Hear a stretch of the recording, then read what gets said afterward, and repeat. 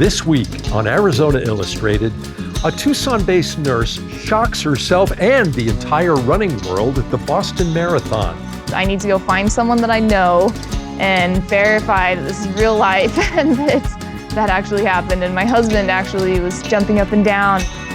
A place of refuge and a leader with experience for those coming out of the prison system. You know, you think, oh, I did my time, I'm gonna go out and get a job. No, man, you can't get a job, you can't get an apartment. Couldn't get a credit card. Because I had a drive-by shooting, I couldn't get a license. And the mystery behind a backyard mural in Tucson and the labor of love to restore it. It's incredibly beautiful, and the more we learned about it, it's the largest surviving DeGrazia mural in the world.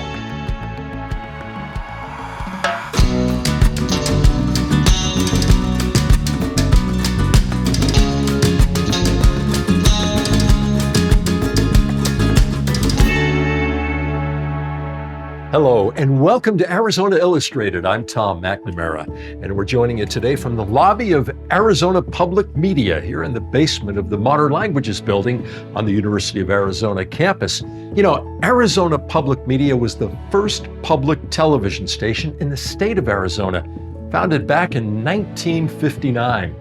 Now, since the beginning and all the way to now, Arizona Public Media is committed to serving the public interest by providing content of the highest quality that enriches the marketplace of ideas, unencumbered by commercial imperative. We take that mission seriously, and today we bring you stories that aspire to those ideals.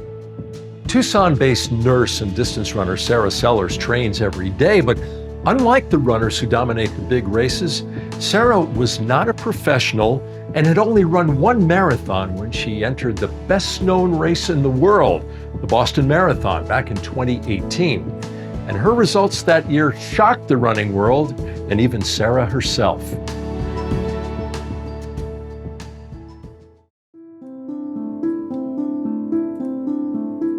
Suffering is sometimes what leads to the greatest highs in running. But sometimes when you're out there just hammering and pushing yourself, and in the middle of that, you'll kind of just get these chills and you just feel really good. It's only when you're kind of making yourself suffer that you get that high. I'm Sarah Sellers. I'm a professional runner and a full-time nurse anesthetist here in Tucson.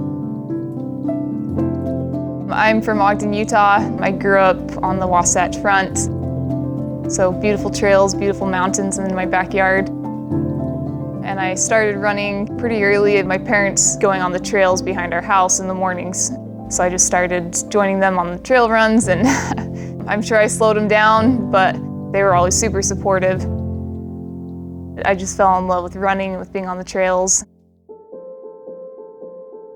Kind of started competing in middle school and high school. I definitely wasn't the fastest runner on the team, but by my senior year of high school, I'd won a few state championships, and it wasn't really this realization oh, I have all this natural talent. It was just I knew that I loved the process of running, I loved being outside, and then the work that I put in really paid off. My first marathon was Huntsville, Utah, and that was last fall. I hadn't done any marathon-specific training for it. It was actually held on the last day that you could qualify for Boston. And I won the marathon for women's division, and I've never been so sore in my life. I couldn't run for 2 weeks after, but it kind of gave me a glimpse that I thought if I could put in a good block of training, that a marathon could be something that I thought I could succeed at. I'm running 90 to 100 miles a week. The vast majority of my miles are on the roads or on the Tucson Loop path. I would rather run in the cold any day, but I think running in the heat has been beneficial for me. Being an elite distance runner does require a lot of sacrifices. You're either injured or almost injured. I had several stress fractures. One stress fracture that ended my collegiate career. It could have potentially never healed. There was one run, a 14-mile run. I started off in shorts and it started raining. I tripped, really scraped my knee hard, and pretty hypothermic. I had no nutrition. The sleet turned to snow. And I remember my legs hurt so bad. That was probably the coldest I've ever been. But it taught me that I could do hard things.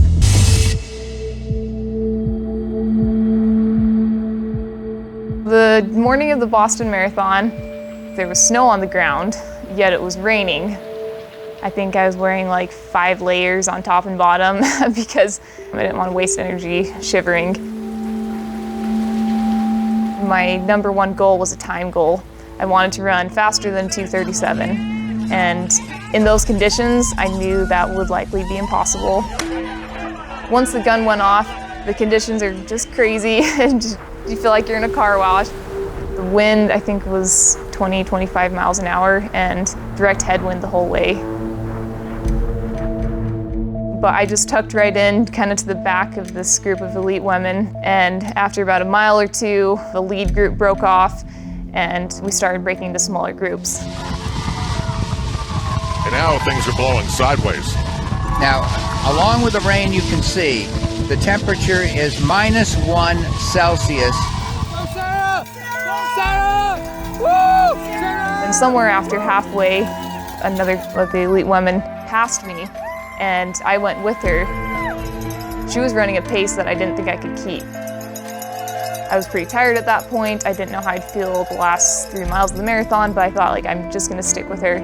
So I stuck with her for about 8 miles, and then with about 3 miles to go, just went for it. I was kind of delirious at that point, don't remember a lot of the details, but then the home stretch, I felt like I was just in a screaming tunnel of people. I remember thinking, like, everyone's super excited, I must be doing really well, but then the first place of the men's division passed me with about 150 meters to go. I thought, like, they're cheering for him, they're not cheering for me. And here is Sarah Sellers of the United States. I felt like I'm somewhere in the mid-pack of women. And then I crossed the finish line and I asked the race volunteers, what place am I, what place am I? And one of them said I was second, and like I just had to have her keep repeating it because I thought there's no way I was second. That's not possible, like that doesn't happen. And my next thought was I need to go find someone that I know and verify that this is real life and that actually happened. And my husband actually was jumping up and down and like yelling, "You're second at a freaking Boston Marathon." That's, I think, when it hit me that it was real.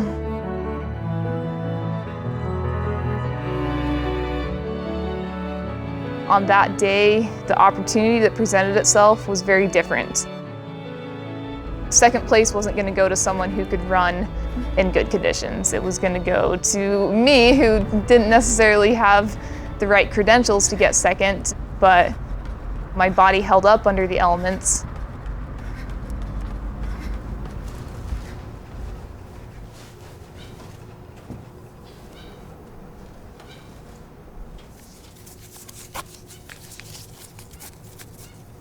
It's given me a lot of faith in myself, because there's definitely runs more often than I'd like to admit where you don't feel like running. You don't feel good. But just getting out there and doing it is a success. I'm awake, am I dreaming? I'm awake, am I dreaming? I'm awake, am I dreaming?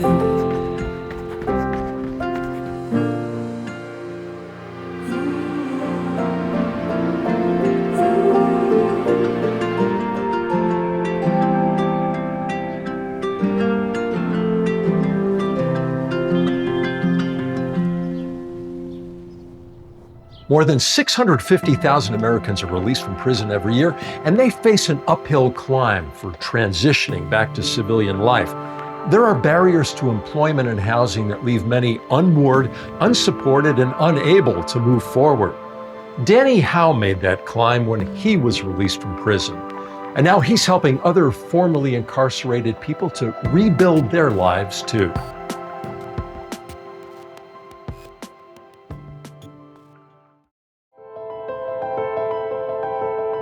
Growing up, I thought that my life was good at the time. That's how families were supposed to be. We would go to the crack house. Parents go in the back room and kids hang out in the living room. in junior high. My mom had me go in a drain ditch, and she said, if you find a little glass vial, can you bring that to me? And I was like, oh yeah. I didn't know what it was, so I climbed in the drain ditch, came out, and I was like, oh, what's this? And she's like, oh, that's cocaine. Oh, you use it like this. And then, so that was my first introduction to cocaine. I got expelled from high school when I was 17. I was getting anything that I could that people were fronting it to me, and then I'd sell it and make a profit on it. Xanax, Vicodin, Percocet, Klonopin, Oxycontin, Oxycodone. A friend of mine came to the restaurant that I was working at, and he wanted some cocaine or whatever, wanted some drugs. So I told him, all right, wait for me, give me a ride home. We're on our way home. I was talking on my cell phone, and he tells me that there's somebody kind of cutting him off. And I always had a gun with me. So I had my gun on my lap, and we were driving, and we go around the car, and the car kept cutting in front of him. And so he grabbed my gun, and I was like, dude, what are you doing? So I grabbed my gun from him, and I was like, you're gonna shoot this guy? What are you gonna, like, just get away from him, let's go home, you know? And then so we went to go turn, and the car slammed on his brakes, leaving us out in the intersection. And at this point, I had the gun in my hand, so I reached out and I shot twice at the car. They arrested me for attempted murder was original charge. And then once they found out, so the bullets didn't hit anybody, so what they ended up getting me for was drive-by and 2 counts of aggravated assault. I was looking at 68 years in prison. I had just turned 18. And the day before my trial, they gave me a plea for 3 to 6 and that they would drop all other charges. They gave me 2 hours to decide if that's what I wanted to do.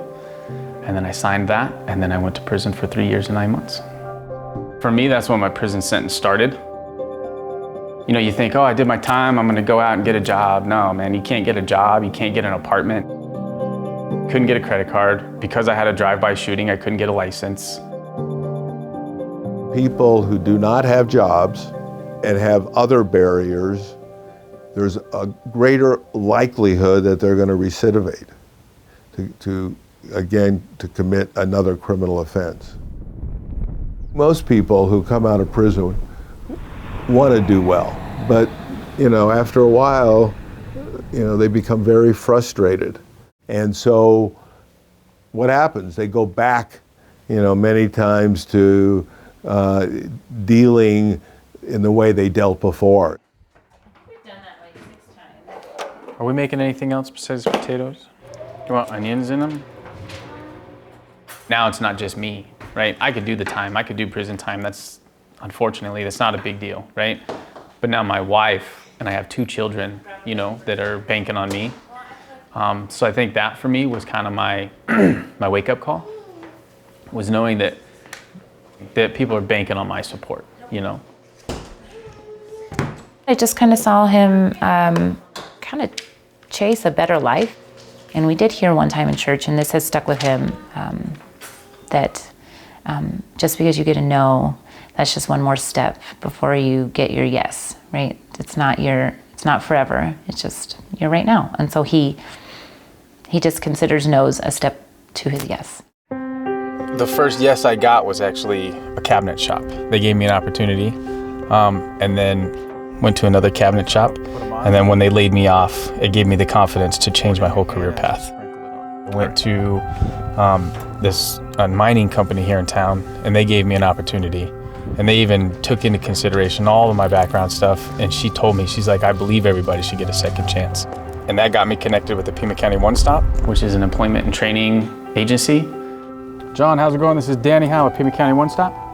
They have barriers to employment if they need help with resume building, if they need interview skills, if they need tools. We have funding to provide that for them. I put employment and housing opportunities. I'm on the Second Chance Coalition with the Mayor's Office, and then I'm on the Reentry Coalition with the County Administrator's Office. What's new with this is that we're looking at the felony population.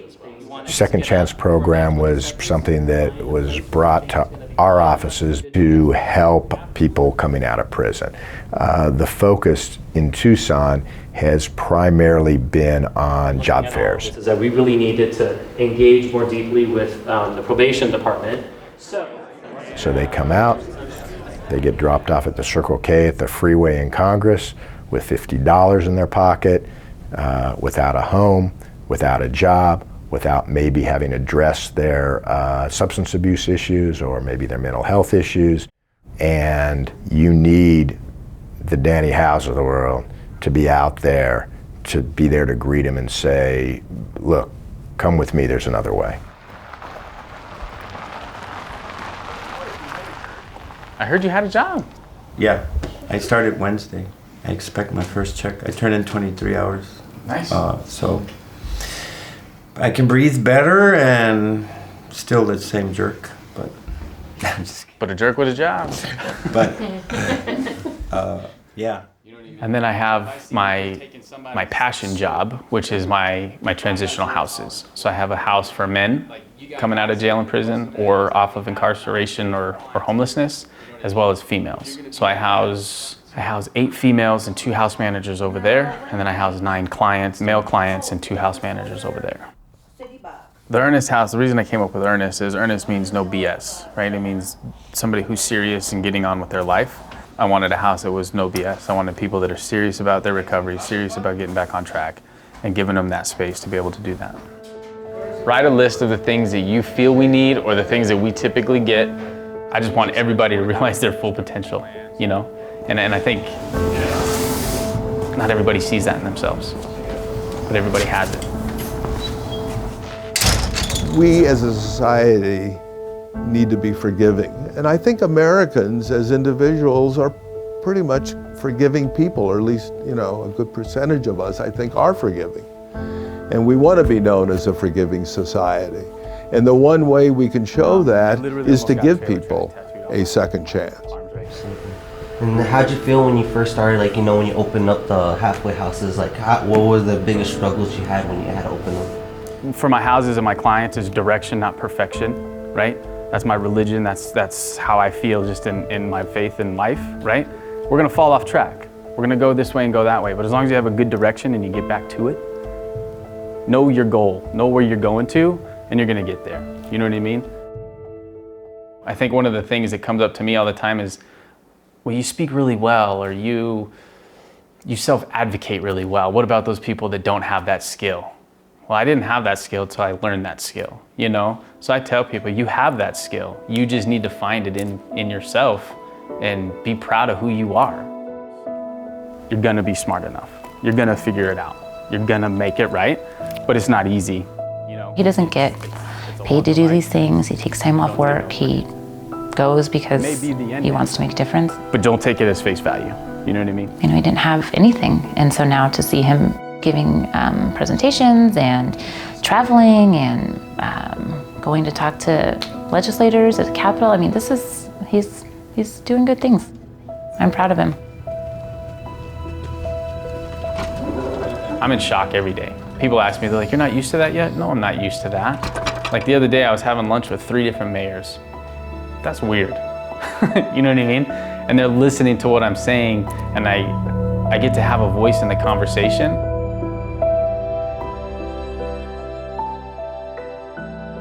I'm glad I went through what I went through, you know, so I can speak for those people that aren't getting out or that don't have the voice that I do.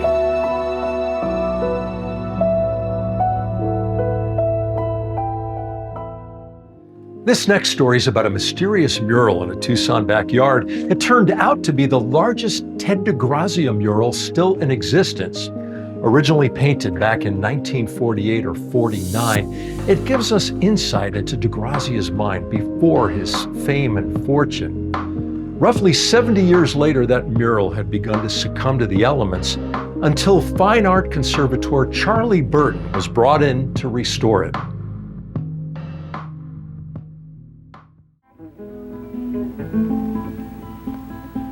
Ted DeGrazia was born in the small mining town of Morenci 3 years before Arizona became a state.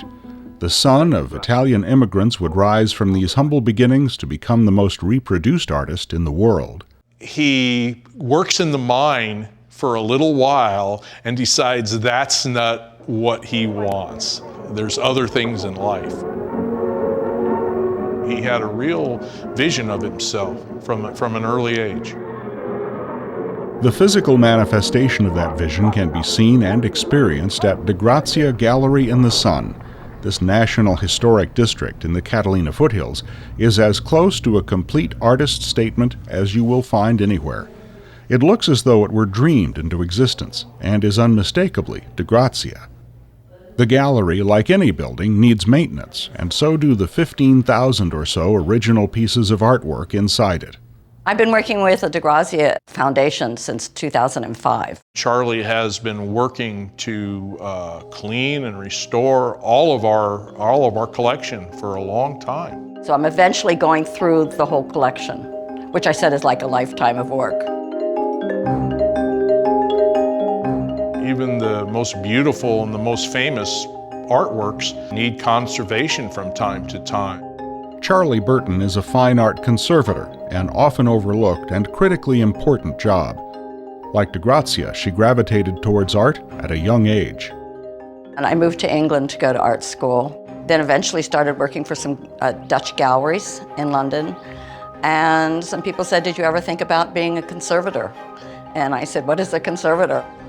I fell in love with it. I specialized in 16th and 17th century Dutch paintings. I never thought I'd be back in America living. I thought I'd just stay in England. Life brought Burton to Tucson. She started working on more contemporary artists like DeGrazia. That brings her to this backyard in Midtown Tucson to see a mysterious mural. I actually never knew it existed until the family itself called me up last February and said that they had a DeGrazia mural. I was 6, so my comprehension of what that actually meant was very low. It's like, ooh, pretty picture. Here, let me go play in the backyard now. The mural was indeed a DeGrazia. It was there when John McNeese's parents bought this house in 1974. Slowly, over time, it started to succumb to the elements. My father passed away a few months ago, and we're very fortunate in having enough resources to restore it, and we kind of felt it was a moral obligation for us to do so. So they called Burton, and she began the daunting restoration process. The first step was to find out as much as possible about the mural's origin. I came back and talked with our director here about it, and they said, yes, we've looked at it 7 or 8 years ago, and we have records about that mural, but we don't know the story behind it. He did not sign it when he originally painted it. The owners at that time asked him to come back. Supposedly, he was quite drunk, misspelled the word original. We're lucky enough that he had some photographers shooting him painting it, at least certain aspects of it, and it made it into an article from the Arizona Highways 1949 talking about him.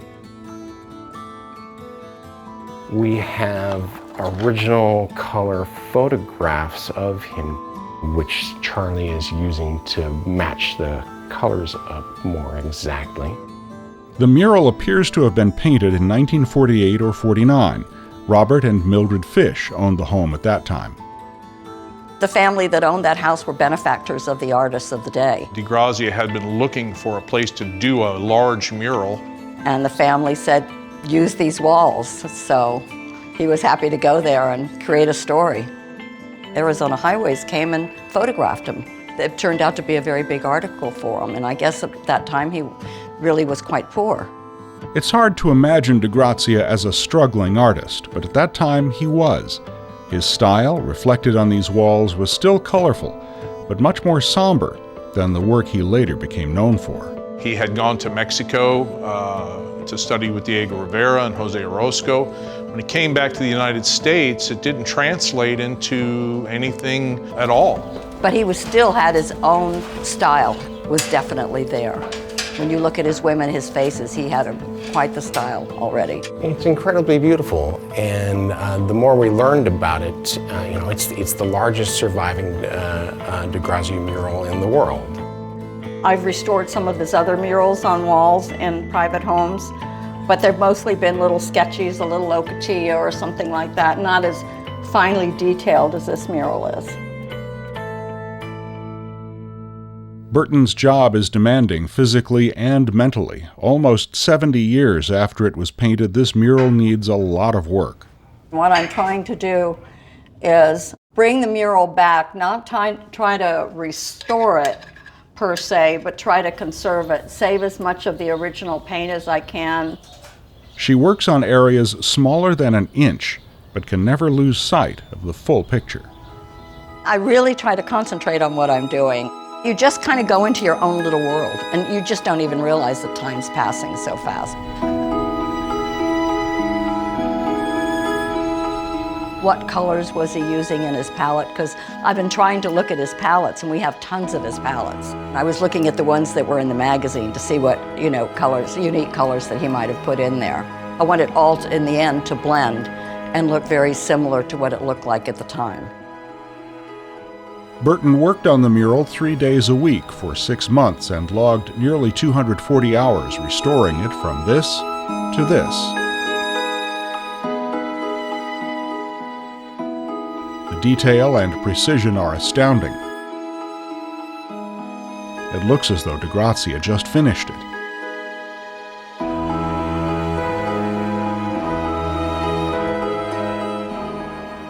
The level of detail and care required in getting this restored is amazing, amazingly deep and intricate. Less than 10 years after this mural was originally painted, UNICEF put Los Niños on a greeting card. That card sold millions worldwide and skyrocketed him to international fame. DeGrazia cashed in, making accessible work that was consumed by the masses. Despite his wide reproduction, original DeGrazia murals are exceedingly rare. There was a mural up in Phoenix about 6 months ago that was destroyed. A building was bought and torn down with a very large mural inside. So they're disappearing. This labor-intensive restoration gives us a glimpse into DeGrazia's mind when he was just another struggling artist, trying to find his way in the world.